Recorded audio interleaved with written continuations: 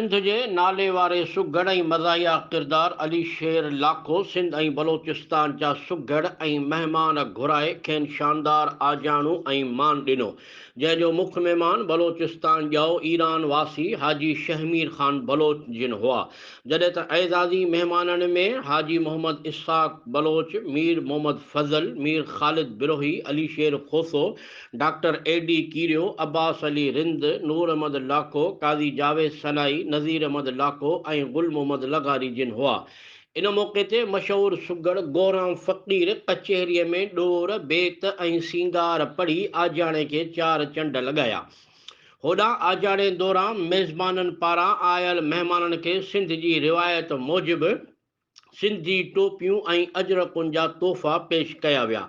इन दौरान सिंध जे सुघड़ ऐं मेज़बान अली शेर लाखो ॻाल्हाईंदे चयो त सिंध सदाईं महिमाननि खे जीअ में जायूं ॾिनियूं आहिनि, जेका सिंध जी रिवायत बि आहे त सकाफ़त बि आहे। अॼु असांजो दोस्त हाजी शहमीर ख़ान खोसो मुक़दस सरज़मीन करबलाए मुअल्ला मां असां वटि कही आयो आहे, जंहिंजे करे ही सभु मोहबती मेड़िया अथऊं। इन मौक़े ते महिमान ख़ासि हाजी शहमीर ख़ान खोसो ॻाल्हाईंदे चयो त बलोचिस्तान जूं बि मोहबत वारियूं रीतूं रस्मूं आहिनि, पर अली शेर लाखो अॼोकी कचहरीअ में मान ॾेई मोहबत मेड़े साबित कयो आहे त सिंध जूं औताकूं अञा वीरान न आहिनि थियूं, न को कचहरियूं ख़तमु थियूं आहिनि। हिन वधीक चयो त अली शेर लाखो जहिड़ा किरदार सिंध जी सूंहं आहिनि।